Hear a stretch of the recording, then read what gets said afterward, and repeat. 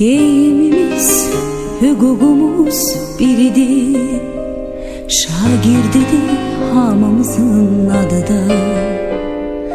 Elə bil ki boyumuzda eynidir. Aman Allah nə xoşbəxtlik biz onda. Bir müəllim töhmətiydi dərdimiz. Bir töhmətdən için yanardı. Hələ onda bilmirdik ki bunu biz bir gün necə həsrət ilə anarıq. Dünya hələ bizim üçün nağıldı. Min arzuyla alışırdıq, yanırdıq.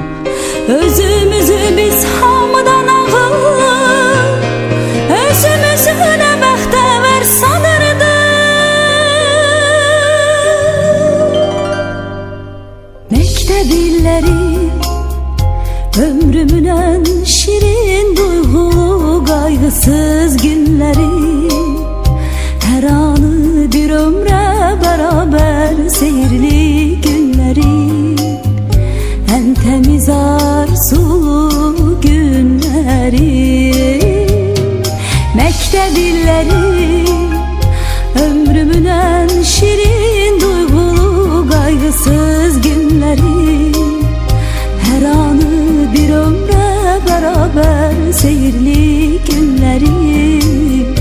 En temiz arzulu günleri.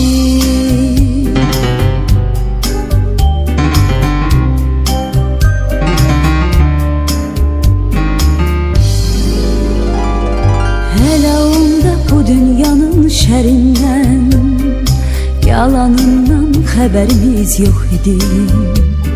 Qəm qüssəmiz, kədərimiz bir damcı. Hələ onda sevincimiz çox idi. Yazılanı bir silgiyle pozmaqda bizim üçün nə asandı, nə asan. Xəbərsizdik ömrümüzə biz hələ, taley yazan pozulmayan yazıdan.